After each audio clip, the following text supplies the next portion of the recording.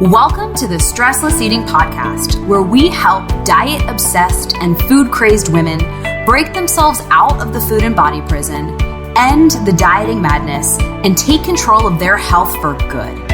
I'm your host, Leanne Ellington, and this podcast is about answering one question.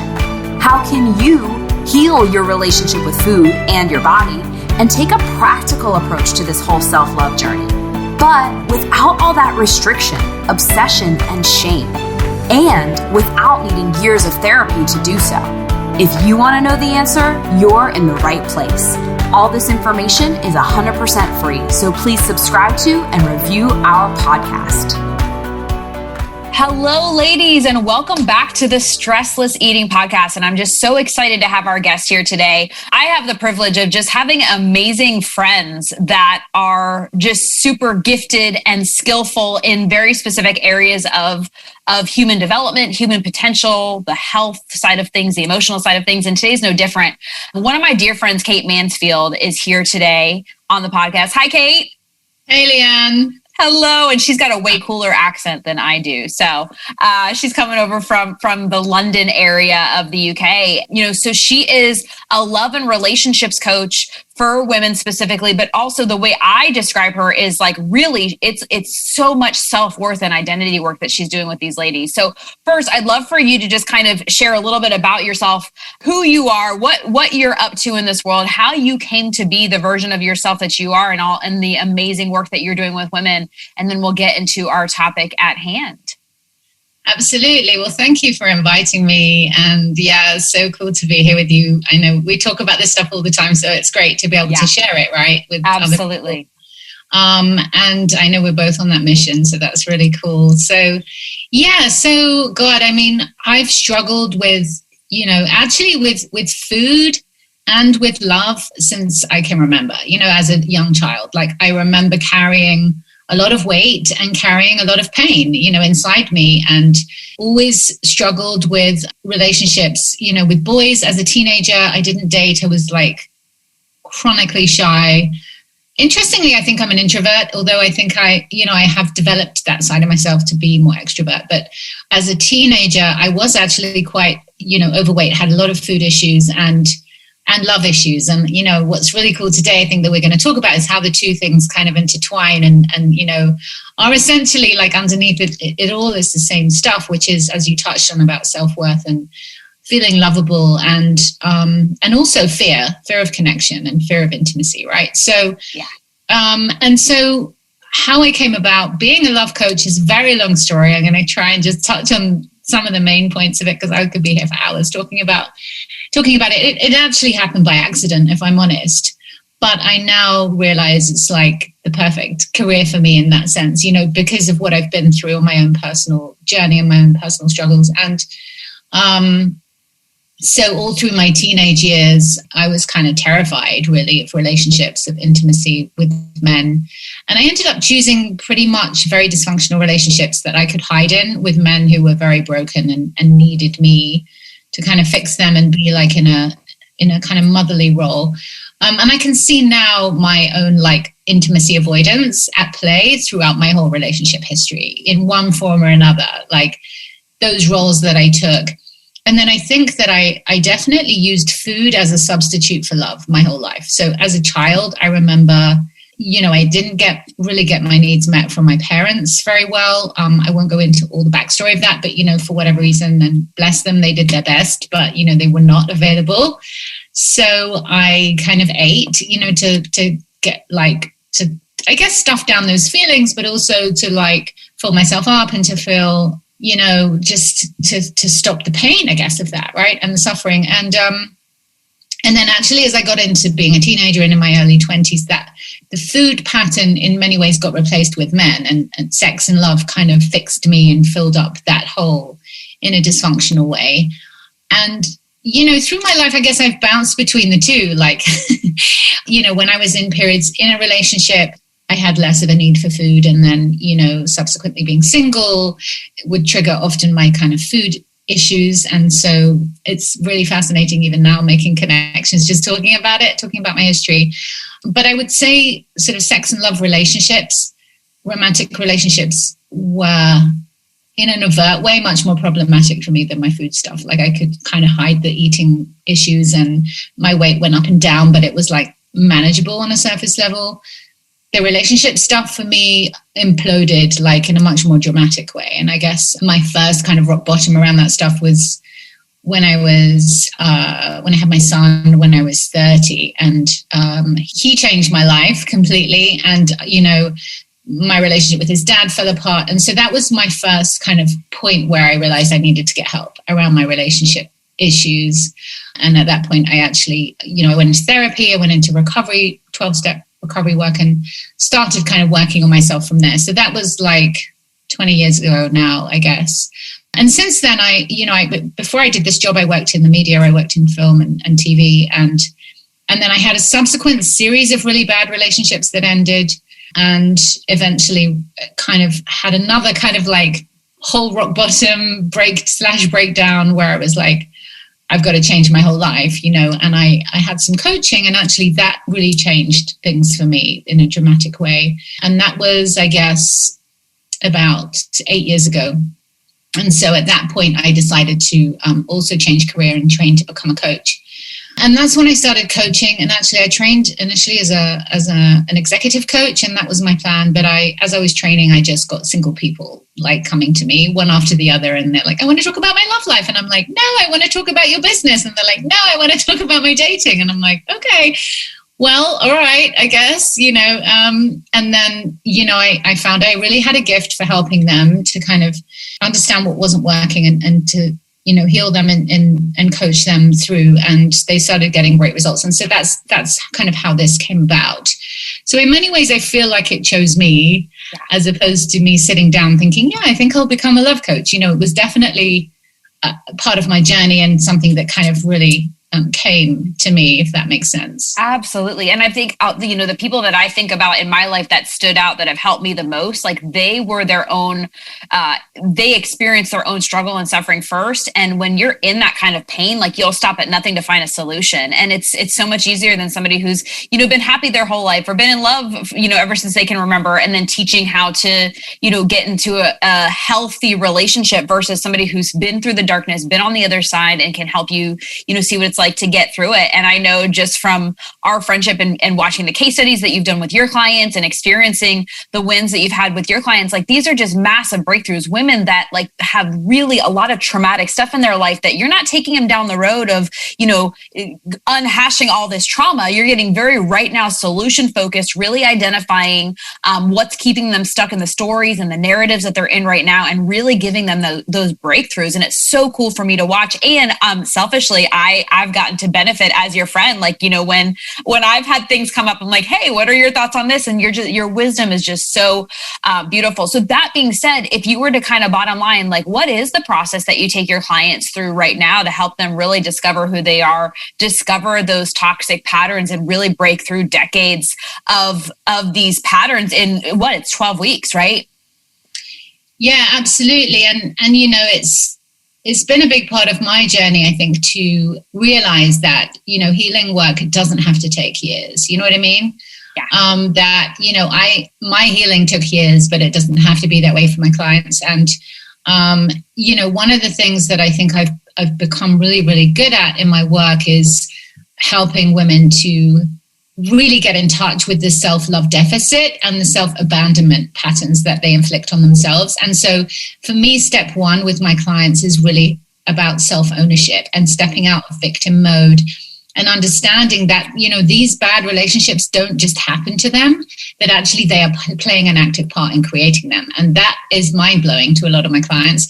It often makes them quite angry when, you know, I kind of call them out and show them this stuff, but actually, it's an amazing process of setting them free. And then, because, you know, ultimately, if, you know, we're creating a problem, the solution is inside of us. I mean, that's like the good news, right? If there's something wrong with all men on Tinder, then we're quite seriously like in trouble as women, like as a, you know, as a species, like, well, right. Well, if that's the truth, like how devastating is that? But if it's like, okay, it's something I'm doing that I don't realize I'm doing, then that's great, because then now I can, step two is for me to actually help them to understand what that is and choose a different way. And the first step is really choosing self over everybody else. I think as women, we are so cultured and also hardwired genetically to please and to serve and to think of everyone else before ourselves. And then, certain personality types are also prone to that, even more so, empaths and intuitive people like myself and yourself, right? Mm-hmm. So really understanding what it takes to put yourself first, it's not a theory, it's action, and for me, it's about showing my clients, what does that actually look like in your day-to-day life, in terms of saying no, in terms of setting boundaries, in terms of getting some non-negotiables about what you want and need in your love life, and really honoring that and sticking to that. Because the biggest mistake I see women make is that they say, oh, this is a non-negotiable to me.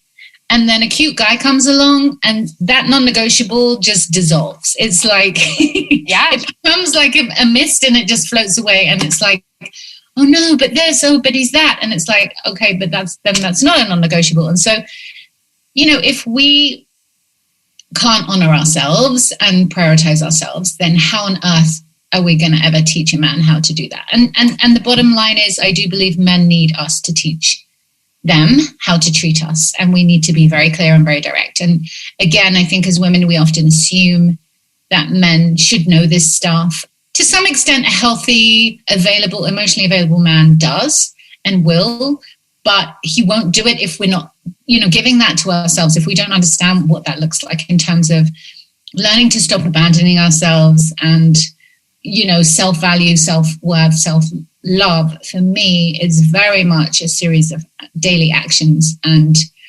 decisions and choices that reflect that. It's not just like, oh, I bought myself some flowers. Oh, I ran myself a bubble bath. Yeah, that's self-care. That's not self-love. There is a difference, Yeah. And it's one thing to understand on an intellectual level that you're worthy of more and that you have these standards and all that. But when you're not witnessing yourself step into it and these things become negotiable, like you said, they become a miss and they just fizzle away because your worthiness really has taken a hit so many times over the years that you settle for less than you really deserve, or you're like, hey, any man is better than nothing, right?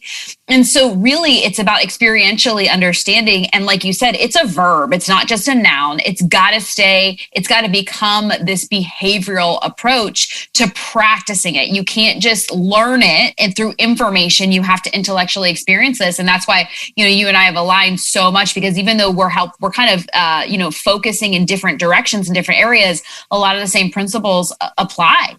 Yeah. Absolutely. Absolutely. And then another big piece is obviously mindset. Yes. And getting out of scarcity and understanding that no one guy is the only one guy. There are billions of men in this world and there is no scarcity of great guys. And, if you can't see them, there's something wrong with your perspective, like you're wearing the wrong goggles. You know what I mean? Like Absolutely. Either they're rose tinted and you're looking, at the wrong men through like a rose-tinted lens, or sometimes it's the opposite. You're looking at great guys with, really dark shades on. And so our perspective can be so skewed, I think, by the past, and so I do take my clients through a kind of a clearing process to help them just leave the past in the past, create some space, and then really get into their vision and help them to up-level their vision and up-level themselves at the same time so that they become a match to their vision. Because I think vision work, again, it's like, yeah, I've got this great vision board and it looks so pretty and it's amazing. And then I'm over here behaving in a way that actually is not even in alignment with that, right? Absolutely. In terms of my values, in terms of how I'm showing up or not showing up for men or for myself and the stories that I'm saying. And so, again, this process is about helping women to really step into that deep, deep self-love and to start believing that they can have their vision, but they also have to be willing to give and get vulnerable and open their hearts and choose health and choose availability and be available, because so many women are not available. And I guess that brings us maybe, in some ways, just thinking, yes, today, which is absolutely, fascinating. And I know we're going to speak about this concept of emotional anorexia, which is just such a fascinating topic and is in many ways very similar to food anorexia. It's the same kind of principles, but a lot of people don't know about it or haven't heard about it. And I guess it's a little bit more invisible than, someone who's, anorexic around food, you can see that they're not physically eating, right? And they're very thin. But with emotional anorexia, it's much more invisible, actually. And it's quite, that's what makes it very challenging, I think, to detect.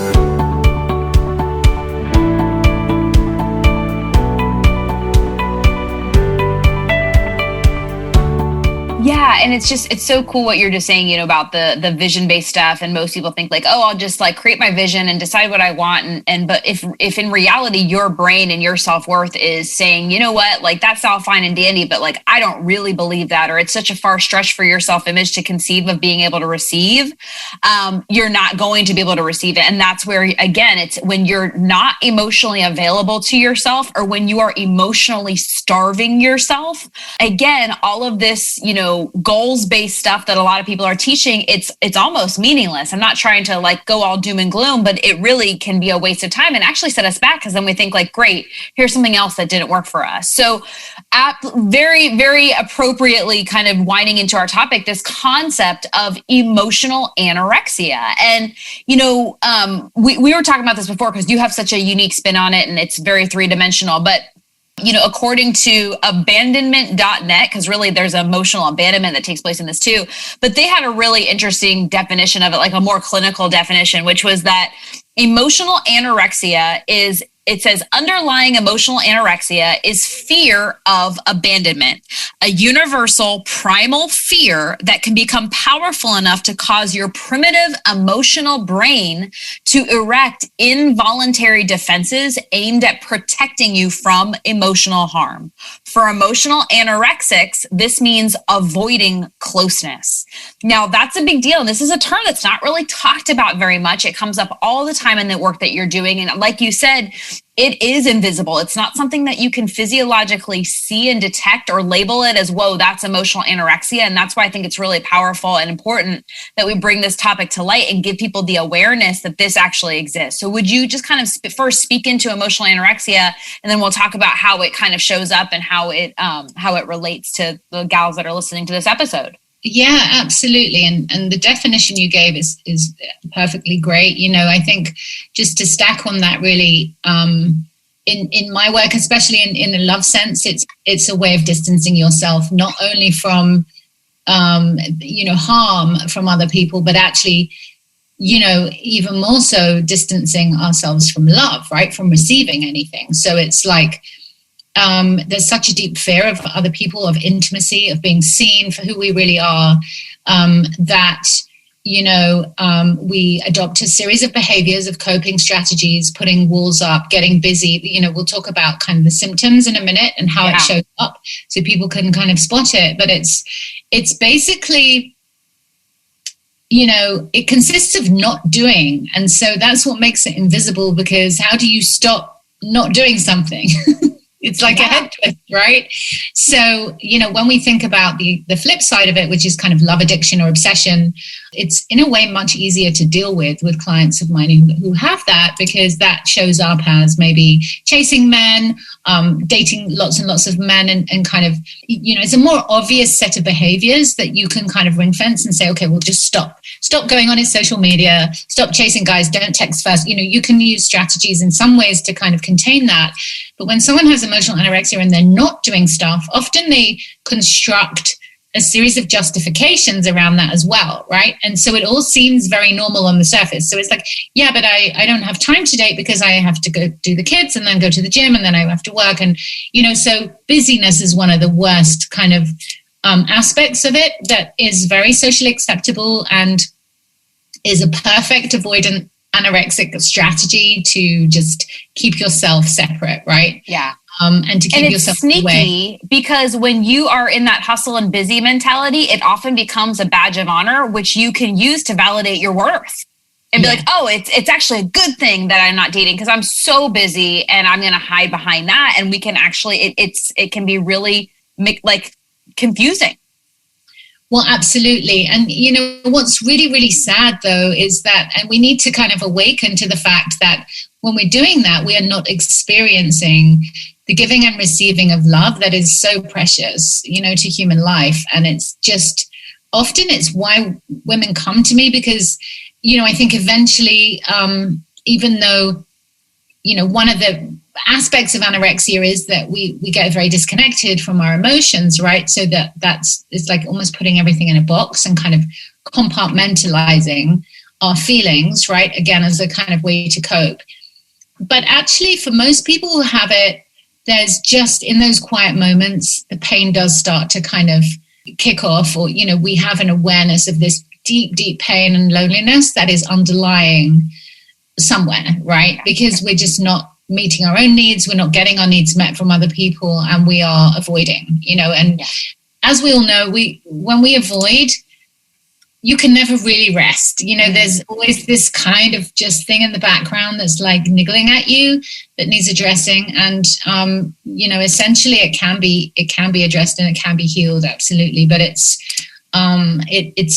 a terrible thing. And, if we start to kind of talk about, in a way, how it relates to food and eating, often people with emotional anorexia and avoidance tend to overeat, or they kind of eat their feelings and they use food, which I mentioned earlier really in my sort of bio, is definitely something I did, to numb, to numb out. And so there are various ways that people with emotional anorexia numb out, like watching TV for hours, busyness, and then overeating or undereating. Actually, either way, it's a kind of a controlling behaviors, right, to numb out, because we can definitely numb out from undereating as well, I think, right? Absolutely, yeah.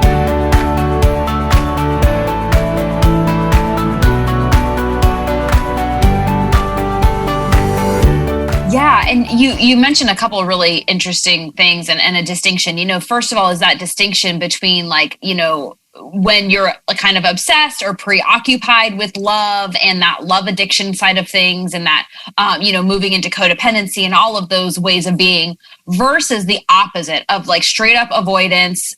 Sometimes it can be just, isolating yourself, and I think the underlying beliefs that come alongside this stuff. So for example, something that came up in with one of my clients this week was this belief of like, well, I don't care. I really don't care if I'm overweight, or I really don't care if I'm not healthy. But when we got down to it, she really did care, and that was showing up as numbing out on TV and food and all that. And I can imagine it's the same thing with the love stuff. When you hide behind a story of busy, or you hide behind a story of like, it's never going to happen for me anyways, you tend to build up these beliefs underneath that kind of support it. And it's just like, well, I don't really care. I have other important stuff to do. And you start to believe this lie, but really deep down inside, like, love is this universal experience that we're all desiring. We're all craving it, And so if we're starving for it from ourselves, or starving ourselves from it, we're starving our other people from it, or starving ourselves from other people and experiencing it that in community and in connection, that is the ultimate emotional anorexia. We're not receiving the human experience that our brains require. It's not just a desire, it's a require, Yeah, it's a human need. And I think people fail to recognize that, that it's not, like you said, it's actually not a negotiable thing. It's, obviously being in that state then causes a lot of the other behaviors that don't work in relationships, in love relationships, like, maybe getting involved with a married man, accepting crumbs, basically, right? Getting into really long distance relationships, attracting and getting into relationships basically with partners who are very unavailable as well, and staying unavailable to them. And so there's this kind of block around giving and receiving of love. And, it's so sad, because I think the longer you go on in that state, the more damage gets done, and then the more kind of self-love deficit that cycle just compounds itself, right? And kind of that eats away at our self-esteem. And then as our self-esteem drops, we go even further and further into the pattern, and it becomes like a catch-22, a negative cycle. And so one of the things we have our clients do is stop, just stop dating, stop everything for a month, and just kind of do this clearing out process. And what's really fascinating actually is to see that, emotional anorexia as a dominant trait, as you mentioned, it kind of presents as not caring. It presents as quite cold, as disconnected, as cut off, having a wall up, being very probably not dating, or just avoiding dating, or saying, I'm fine on my own, like I don't need a guy, all that kind of stuff. Very high level of like self-sufficiency and all of that. But actually underneath, the reason for it is fear of, as you said at the beginning, fear of abandonment, fear of rejection, fear of judgment, right? The same fears that someone in love addiction or obsession has where they're chasing men. So it's all the same fear underneath everything, which is really, really fascinating to me. And it shows that in some ways, you know, regardless of what the symptoms are, we just all have this need for love and acceptance. And one of the things that really strikes me as well is, you know, as a symptom of this is judgment and criticism of others. And so what I notice with my clients who are more on this kind of anorexic avoidant end of the spectrum who are dating, there's a lot of like very high level judgment and perfectionism around men, like picking flaws, trying to find things that are wrong with guys, like, oh, I didn't like his socks, or, you know, these kind of ridiculous things where you're like, oh my God, like who cares? He can change them, you know, like things that are just so ridiculous. But actually when someone is in that state of avoidance, those things feel very real. And that can be a big challenge in terms of helping people past that, you know, and really helping them to understand that it's nothing to do with the guy's socks, that you have a fear, right? You have a fear of getting close.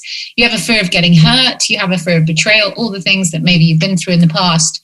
Again, a big piece of this work for me has been introducing men actually into the mix in my coaching, which has been really such a game changer for my female clients. And providing a safe space for men and women to kind of talk about these issues has been really amazing. And that's actually helped, I've noticed, the women who have that more avoidant side really profoundly, just to be in that environment and to be able to kind of speak up and ask men questions and to be like received with love and acceptance for their own imperfections, and then being able to offer that back. So in a way, some of this stuff just needs to be taught at a basic level, like in terms of bridging the gap between men and women, because ultimately we're more similar than we think. You know, men have terrible anxiety, terrible self-esteem issues, fears of abandonment.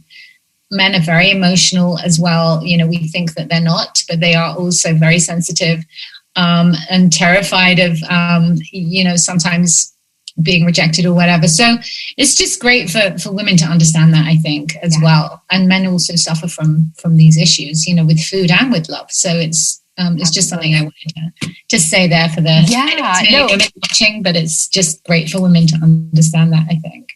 Absolutely. These issues are human issues. They don't discriminate whether, you know, for gender, but also like, I think what you're saying is like showing these women an experience of their brain feeling safe in these situations to kind of disprove these stories, you know, when they are rejecting others or nitpicking on others. And really it's like, hey, I'll reject them before they reject me. And it's this self-protective mechanism. And what happened, I see the same thing with food too, is just like, oh, I'm going to just call it a failure before I even start because I know how the story goes. And here's the reality. 9 times out of 10, they are right. Because if they don't change the strategy, they are going to attract more of the same. They're going to cultivate more of the same reality that they did the last time, because you can't solve a problem with the same brain that created it. But as you're showing them this new way of thinking, this new way of being, this new strategy really with how to show up for themselves first and foremost, and then how that relates externally into their relationships, they're also showing their brain like, wait a minute, the whole nitpicking thing, that's actually not safe. The new safety, the new definition of safety is connecting and accepting and receiving and showing their brain just really a new pattern. Absolutely. Yeah, no, for sure. It's so fascinating to hear you sort of speak that back to me, you know, because it's sometimes hard to understand what it is that you do, you know. So for sure, yeah, it's amazing. And actually, I've interviewed a couple of my recent kind of graduates from my program the last couple of weeks, and it's just been fascinating to hear, like, you know, what did you do that made the difference, or what did we do, and what, you know, how did this change things? And for all of them, it was the same core thing, was them learning how to show up, you know, and say no and set boundaries and kind of put themselves first. And then the second thing was the mindset shift, and, you know, really learning, like you said, how to create a new definition of what is what love is actually, because we tend as humans to go for what's familiar and to go for comfort zone. And we will do that again and again and again, especially if we have trauma, especially if we've been hurt and had negative experiencing, right? In terms of, if we get into the kind of more neuroscience-y stuff, it makes sense, right? The brain has these triggers, these electronic kind of wires that, when someone says the word love or relationship, it's like, zzz, ow, that my last memory of that was absolute agony and my whole life unraveling. So why the F am I going to go back there again? You know what I mean? And your whole system as animals is designed for us to protect ourselves and avoid pain and avoid danger. So we go back to what's familiar, and we kind of go back into those comfort zones. And that's particularly true, I think, for those of us who've had like childhood trauma, like I described, with my parents. For me, I think rewriting that story, that ancestral story for me, because it goes back generations, that is, the hardest part of this work. But again, it can really be done, and it can be done through vision work, I think, and I love to have vision as just the driving force and the thing that leads, and then helping people to, as I said, just to slowly kind of become a match to that by dismantling all of those coping strategies and replacing them with their true needs and who they really are, And this is interesting because often, and again, this shows up a lot with avoidant and emotionally anorexic people, often there's a thing of like, well, why should I change? Like, this is just who I am. Like, why do I have to change who I am to fit with a guy or to, to make this work? Why can't men be the ones to change? And, there's that kind of attitude. And I think, sometimes we get so far away from who we really are that we think that all of those constructs and those coping mechanisms are who we are, but they're actually not. They're things that we've created, or that our pain body has constructed in order to give us the illusion of safety. But interestingly, then we often end up actually putting ourselves in really dangerous situations where we're very out of control. Through trying to control, trying to withhold, we end up getting really deeply hurt. And actually, again, it's trying to teach women that, once we have our non-negotiables and we do understand self-love, the more we can open our hearts and let men in and be vulnerable, obviously in an appropriate way, and it does involve building trust and it does involve boundaries and stuff. But the more we can do that and the more we can let go and allow, the less dangerous it is, really, because most men are pretty good guys. Like, it's very much a small minority of men who are out there deliberately trying to hurt women. You know what I mean? And most guys want what we want. They want to show up for us and they want to give and receive love. And if we can't, that creates a whole load of issues. And I think it creates resentment, it creates confusion, it can create a dynamic where the man feels emasculated and then he starts kind of acting out in his own behaviors. And so it's not about blame, it's just about ownership and, really accountability for our stuff that we can change in order to just be able to love and be loved, more fully. So yeah, and it just comes back to kind of what we were saying at the very beginning of, first you have to take radical ownership of the fact that this is not I've practiced certain ways of thinking and certain ways of being and certain experiences of giving and receiving love, and I have the ability to transform that by transforming my beliefs and my habits. And really, like we said, that definition of love, I truly believe that your definition of love is going to be really a reflection of what you think you're worthy of at that moment in time. And so unless you address the worthiness factor and your ability and worthiness to receive a beautiful, amazing, unconditional, accepting kind of love, until you do that inner work, you're always going to be meeting yourself at your current definition. And when you were saying and when you're able to receive that love, one of the things I'll stack on that is it's not just with romantic relationships. It's when you can receive love, it extends outwardly to your friendships will change, your business, relationships will change, your familial relationships will change, because when you become that version of yourself that's not nitpicking and judging and is able to receive and feel that love and that lovability, it's a game changer on every front. Yeah, absolutely. That's such an amazing point, I think. And what comes with that is often, I think, again, with emotional anorexia, there's often an additional kind of set of beliefs around control and being in charge and being the giver and being the one that runs the show, and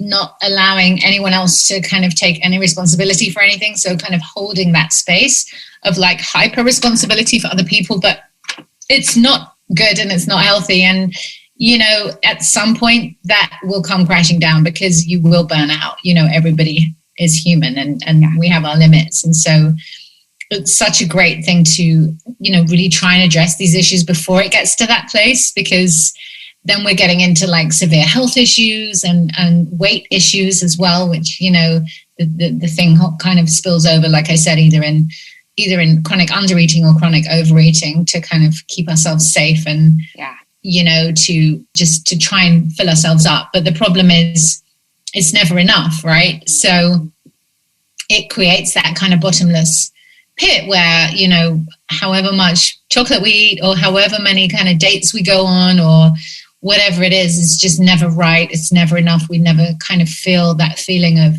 peace and having, being able to arrive in our own bodies and in our own souls and in our own identity. And that, I think, is the core of the work, certainly that I'm doing. And I know for sure that you're doing as well, which is so similar with women. That's just, it is it's a priceless gift, and I've had the honor of working with some amazing coaches as well who've helped me to kind of strip myself down and get back those pieces of myself that I've lost, over the years, because I've given them away or trashed them or not honored and respected those aspects of myself. And, spiritual practice, meditation as well has been a big part of my journey and is something I really advocate and teach my clients as one way of filling ourselves up. There are many other ways as well, and connecting with others. And I think having a group program, which I know you have as well, is so key for me. I mean, I worked one-on-one with clients for years, and I find group work just a whole different game changer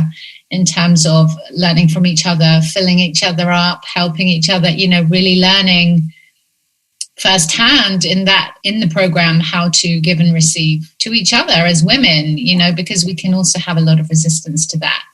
Like you said, this stuff plays out everywhere. It's not just in love or in food. It's like friendships, it's family, it's the role we play everywhere we go. And it's difficult to dismantle that and to let those aspects go. But I think when you're in a group, you see yourself mirrored, and it speeds up the process, I think, hugely as well to, learn from each other and connect with other women is just so healing and amazing. So absolutely. Yeah. And you are a testament to it, and your clients are a testament to the fact that it doesn't matter how long you've had these narratives. It doesn't matter how long you've been giving parts of yourself away or not honoring it. It's never too late to do that now, and so for you, if anybody's listening right now and they're like, whoa, I might be experiencing emotional anorexia. I'm not being available emotionally to myself. I'm starving myself of the connections that I so desperately desire. What would you say to anybody that is experiencing that, and how can they also find you and